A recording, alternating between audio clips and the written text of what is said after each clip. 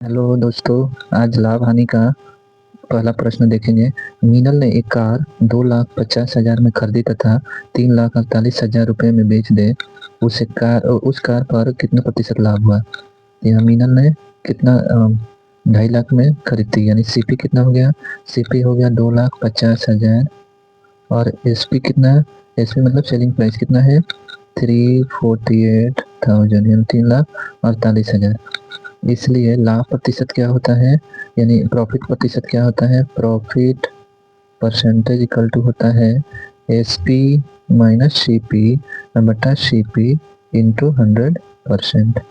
इसलिए अब क्या करेंगे, यहाँ पे माइनस करते हैं एस पी यानी 348,000 माइनस 250,000 डिवाइडेड बाई 250,000 इंटू 100%। तो यहाँ निकालेंगे कितना होगा? ये 3 जीरो का 3 जीरो, 8 में से 5 गया 3, सॉरी यहाँ पे 8 में से 0 गया, 8 के 8, यहाँ 4 में से 5 गया, नहीं जाएगा, 14 में से 5 गया 9, 9 और 2 का 2 कट जाएगा, यानी 98,000 बटा 2.5 लाख, सॉरी 2.5 लाख गुने 100%। तो यहाँ से 3 जीरो से ये 3 जीरो कट जाएगा। अब यहाँ से 25 के 250 और 25 चौका 100, यानी अभी कितना हो गया? ये इक्वल टू कितना हो जाएगा? 9 चौका 36, सॉरी 8 चौका 32, 8 चौका 32 के 2 और 9 चौका 36, 37, 38, 39, 39 यानी 39.2% इसका आंसर हो गया। आंसर कितना हुआ? 39.2% यानी बी, यानी बी।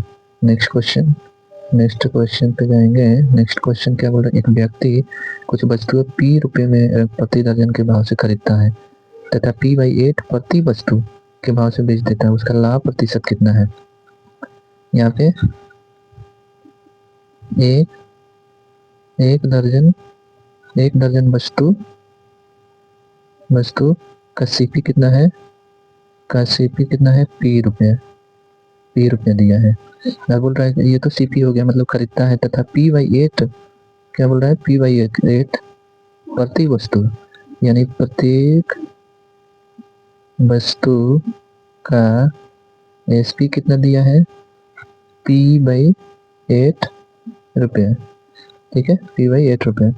तब इसलिए एक दर्जन वस्तु का एसपी कितना हो जाएगा? P/8 गुने 12, तो काटेंगे 4 गुना 8, 7 3 12 इक्वल टू 3P/2। अब सीपी हो गया P रुपया और एसपी कितना है? 3P/2। अब पूछा है लाभ प्रतिशत, तो लाभ प्रतिशत क्या होगा? एसपी माइनस सीपी यानी 3/2P माइनस P/P इंटू 100%। अब ये 2P 3P माइनस 2P होगा तो कितना होगा? P/2 और नीचे कितना है? P into 100%। P से P कट जाएगा और ये 2 से 50 बार में कटेगा, इक्वल टू कितना हो गया? 50%। ये आंसर हो जाएगा। कितना लाभ हुआ? 50%। Next question number 3। एक व्यक्ति ने कोई पुस्तक 891 रुपये में बेचकर लागत का 1/10 लाभ कमाया। उसे पुस्तक का क्रय मूल्य कितना? उस पुस्तक का क्रय मूल्य कितना होगा? यहाँ पे पुस्तक का एसपी कितना दिया है? एसपी मतलब सेलिंग प्राइस दिया है 891 रुपीज, है ना। और ये बोल रहा है ना कि 1/10 लाभ कमाया। 1/10 मतलब यदि इसका क्रय मूल्य कितना हो गया? 10 है, 1/10 का मतलब क्या हो गया? ये बेस में जो है, ये मान लीजिए क्रय मूल्य है, तो इसका विक्रय मूल्य कितना होगा? 10 और 1 11, कितना हो जाएगा? 11। यानी बोल रहा है कमाया उस पुस्तक का क्रय मूल्य निकालना है और विक्रय मूल्य दिया है, यानी ये 11 का वैल्यू प्रश्न में 891 दिया है, तो कितने का मल्टीप्लाई है? तो 11 8 88, 88 89 11 11 81 का मल्टीप्लाई है। तो ये क्रय मूल्य में हमको 81 से मल्टीप्लाई करेंगे तो कितना हो जाएगा? 810 रुपये। ये क्या है? 810, ये सीपी हो जाएगा। तो सीपी कितना हो गया? 810। ये आंसर हो गया 810 सीपी, यानी आंसर कितना हो गया? सी। और नेक्स्ट प्रश्न 4 पे चलेंगे। एक व्यक्ति ने 2,470 रुपये में 26 किलोग्राम चावल खरीदे। इनमें से उसने 110 रुपये प्रति किलोग्राम की दर से 10 किलोग्राम चावल बेच दिए। 70 रुपये का लाभ कमाने के लिए उसे शेष चावल किस दर पर बेचना होगा? यहाँ पे 26 केजी राइस का दाम कितना है? राइस कितना का सीपी यहाँ सीपी कितना है? 2470। ये 26 किलो का सीपी हो गया, मतलब 26 किलो चावल का क्रय मूल्य कितना है? 2470 रुपये है। इस पे उसको 70 रुपये का लाभ कमाना है। यानी एक्चुअल में 26 किलो राइस का एसपी कितना होना चाहिए? 2470 प्लस 70 इक्वल टू कितना हो जाएगा? 7×14 और ये 5 2 2540 होना चाहिए, इतना होना चाहिए। लेकिन इसने क्या किया कि 110 रुपये प्रति किलोग्राम, इसने क्या किया कि 10 किलोग्राम 10 केजी का एसपी कितना 10 किलो को 110 रुपये में बेच दिया। मतलब 10 गुने 110 इक्वल टू कितना हो गया? 1100। इसमें से 2540 में से 1100 इसने क्या किया? 10 किलो चावल बेच दिया। इतने में वो 10 किलो चावल बेच दिया। 10 किलो चावल बेचा कितने में?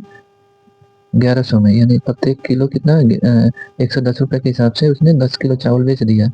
अभी शेष चावल कितना केजी बचता है? 16 केजी। इन 16 केजी को किस रेट से बेचेगा? तो क्या करेंगे? 2540 माइनस 1100 करेंगे तो कितना आएगा? 0 का 0, 4 में से 0 गया 4, और यह 5 में से 1 गया 4, 2 में से 1 गया 1। 1440। ये 1440 यानी कितना आया? 1440 आया। कितना आया? 1440 रुपये को कितने पर केजी निकालना है? पर केजी निकालना है। ये बोल रहा है कि उसे शेष चावल किस दर पे बेचना होगा। तो यदि ये 16 केजी शेष बचा है तो 16 केजी को इस बचे हुए अमाउंट में भाग दे देंगे 16 केजी से, तो इसका पर केजी का दर निकल जाएगा। तो कितना हो जाएगा? ये काटेंगे तो क्या? 4 चौका 16, 4 3 12, 2 6 चौका 24, 360। अब ये कितना होगा? 9 चौका 36 यानी 90 रुपये प्रति किलोग्राम, 90 रुपये पर केजी। ये आंसर हो गया। Answer A. आंसर कितना? Question number 5। चाय के मूल्य में 10% कमी होने पर एक व्यापारी 22,500 में 25 किलोग्राम चाय अधिक खरीद सकता है। चाय का मूल्य प्रति किलोग्राम कितना है? इस टाइप के क्वेश्चन को जल्दी से करने के लिए कैसे करेंगे? 10% की कमी हो रहा है, मतलब 10 बटा कमी हो रहा है। 10% का मतलब 10/100 हुआ, लेकिन ये कमी हो रहा है। कमी कितना हो रहा है? 10%, यानी 100 में से 10 गया मतलब 90, यहाँ 90 हो जाएगा। और गुणे बोल रहे हैं यहाँ पे 22,500 में 25 किलोग्राम, तो पर किलोग्राम कितना निकलेगा? 25 से भाग दे देंगे तो निकल जाएगा। अब बस इतना ही को काट करेंगे तो हमारा आंसर चाय का मूल्य प्रति किलोग्राम के हिसाब से आ जाएगा। तो जैसे इसको काटेंगे तो क्या होगा? 25 से 9 225 और 2 0 है ना, और ये 9 90 10 बार में कट जाएगा। यानी फाइनली इसका कितना हुआ? 10 गुने 10 इक्वल टू 1000, सॉरी 100 रुपये। 100 रुपये इसका प्रति किलोग्राम से इसका मूल्य हुआ। चाय का मूल्य कितना हुआ? 100 रुपये प्रति किलोग्राम। 100 रुपये प्रति किलोग्राम। डी इसका आंसर हो गया। नेक्स्ट क्वेश्चन पे चलेंगे। Question number 6। क्वेश्चन नंबर 6 क्या है? एक व्यक्ति ने एक वस्तु 25% हानि पर इतने रुपए में बेची। यदि वह इसे 15% लाभ पर बेचता तो इसका विक्रय मूल्य कितना होता? 25% हानि यानी एसपी कितना है इसका? 6750 इसका विक्रय मूल्य है। इस पे 25% की हानि हो रही है, मतलब यदि हम इसका क्रय मूल्य निकालते तो क्या होता? 100/75। क्यों? क्योंकि 25% इसका क्या हो रहा है? 25% की हानि हो रही है। मतलब यहाँ पे क्या हो रहा है? 25% की हानि हो रहा है, यानी 100 बटा नीचे कितना हो जाएगा? 75%, 75। तब इसका क्रय मूल्य आ जाएगा। क्रय मूल्य इसका 6750 का ये विक्रयमूल है और इस पर 25% हानि हो रहा है। तो यदि क्रयमूल निकालना हो तो हम क्या करेंगे, इसमें 100/75 मतलब 100 माइनस 25 करेंगे तो 75 हो जाएगा, से मल्टीप्लाई करेंगे तो ये क्रयमूल हो गया है। अब इस क्रयमूल पर उसे इसे 15% लाभ पर बेचता तो अब यहाँ कंडीशन लगाया, यदि इसको 15% लाभ पर बेचते तब इसका विक्रयमूल क्या होता है। तो अभी क्या हो जाएगा, 15% मतलब 115/100। अब तब इसका क्या होगा, विक्रय मूल्य निकलेगा इसका। तो ये 100 से ये 100 कट जाएगा। यहाँ 25 तिया 75, 25 दूना 50, 50 60, 175 मतलब 25 25 चौका 100, 25 तिया 75 मतलब 7 टाइम है 270 भर में 25 से कट जाएगा। अब ये फिर से काटेंगे तो क्या होगा, 29 27 90 बार में।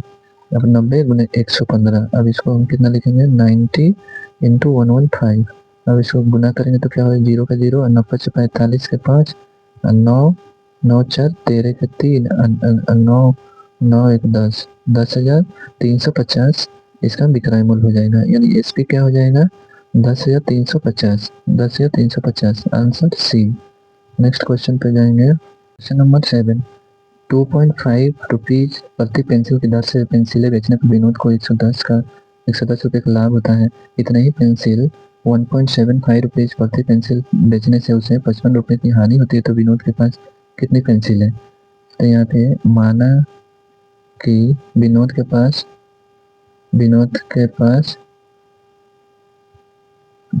x पेंसिल है, तब कितना हो जाएगा। इसको सबसे पहले हम क्या करेंगे, यहाँ पे 2.5 रुपीज को यदि हम फ्रैक्शन वैल्यू लिखेंगे तो कितना हो जाएगा, 5/2। उसी तरह यहाँ पे 1.75 रुपीज को हम यदि लिखेंगे तो कितना लिखेंगे, 175/100 इक्वल टू कितना हो जाएगा, ये 7 और ये 4 7/4 हो जाएगा फ्रैक्शन वैल्यू। तो सबसे पहले ये दशमलव को हम हटा के फ्रैक्शन वैल्यू में कन्वर्ट कर लेते हैं तो क्वेश्चन आसान हो जाएगी। तो अभी देखेंगे कि इतना की दर से पेंसिल बेच रहा है, इतना बेच रहा है मतलब उसके पास कितना पेंसिल है, पेंसिल कितना है, x पेंसिल। हमने पेंसिलों की संख्या x माना और ये प्रति पेंसिल का रेट क्या है, 2.5 मतलब 5/2। और इतना बेचने पे क्या हो रहा है, उसे 100 नहीं 110 है, सॉरी यहाँ पे 110 रुपये का लाभ हो रहा है। 110 रुपये का लाभ मतलब 110 यहाँ माइनस करते हैं तो उसको न लाभ होगा न हानि होगा। अब बोल रहा है कि इतना ही पेंसिल पेंसिल कितना हमने माना x, इतना ही पेंसिल इतना रुपये प्रति पेंसिल से बेचने पे यानी कितना, 7/4 7/4 x हो जाएगा। 7/4 x करने पे बेचने से उसे 55 रुपये की हानि होती है। तो यदि हम इसको 55 प्लस कर देते हैं तो इसको न लाभ होगा न हानि होगा, ठीक है। और ये दोनों बराबर कर देते हैं तो हमें क्या, तो विनोद के पास पेंसिलों की संख्या निकल जाएगी, क्योंकि पेंसिल की संख्या हमने कितना माना, x में x माना। अब देखेंगे ये 5/2x माइनस ये इधर आएगा तो कितना, 7/4x इक्वल टू ये 55 और ये 110 कितना हो जाएगा, 165। अब यहाँ से यदि माइनस करते हैं, यदि हम इसको माइनस करेंगे तो कितना होगा, एलसीएम इसका 4, इसका 4 एलसीएम हो जाएगा, 2 दूना 4 5 दूना 10x minus 7x equal to 165। अब इस माइनस होगा तो 3x/4 इक्वल टू 165। काटेंगे तो यहाँ 3 5 15 और 3 5 15, इसलिए आंसर कितना आ जाएगा, x इक्वल टू ये क्रॉस मल्टीप्लाई कर दें, 4 5 20 4 5 20 तो 22 220 पेंसिल है। तो पेंसिलों की संख्या कितना हो गया, 220। आंसर कितना आ गया, 220। यदि हम इसको शॉर्ट में बनाएंगे, शॉर्ट ट्रिक में, तो कैसे करेंगे, यहाँ पे यदि हम शॉर्ट में करते हैं तो बोल रहा है कि इतना में बेच रहा है और उतना ही पेंसिल इतना में बेच रहा है, तो इसको इतना हानि हो रही है और इसको लाभ हो रहा है। यानी इसमें से ये माइनस करते हैं, यदि 2.5 में से 1.75 माइनस करते हैं तो कितना हो जाएगा, 2.50x माइनस x मतलब पेंसिलों की संख्या माइनस 1.75x इक्वल टू कितना हो जाएगा, 110 और 55, ये दोनों जुड़ जाता है। यानी 110 और 55 कितना हो, लाभ और हानि ये दोनों जुड़ जाएगा, यानी 110 और 55 165। अब ये कितना हो जाएगा, इस दोनों में से लेस करेंगे तो कितना, इधर 0.25 और 50, यानी 0.75x इक्वल टू 165। इसलिए यहाँ पे 75, मतलब ये पॉइंट का मतलब नीचे एक पे 2 जीरो, x इक्वल टू 165। अब इसको देखेंगे तो 25 3 75, 25 चौका 100। अब 3 से कितना बार मुका, 3 5 15 है, 3 5 15 है, यानी x इक्वल टू कितना हो जाएगा, 4 गुने 55 बराबर 4 5 20, 4 5 20 तो 22, 220 आंसर आ गया। ये आंसर सी हो गया। दोस्तों आज की वीडियो में बस इतना ही। ये मेरा दूसरा वीडियो है लाभ हानि का। इसके पहले हमने परसेंटेज का 14 वीडियो बनाए हैं, और इसी तरह आगे भी हम वीडियो बनाते रहेंगे। यदि आपको मेरा वीडियो पसंद आती है तो वीडियो को लाइक करें, सब्सक्राइब करें और दोस्तों को शेयर करना ना भूलें।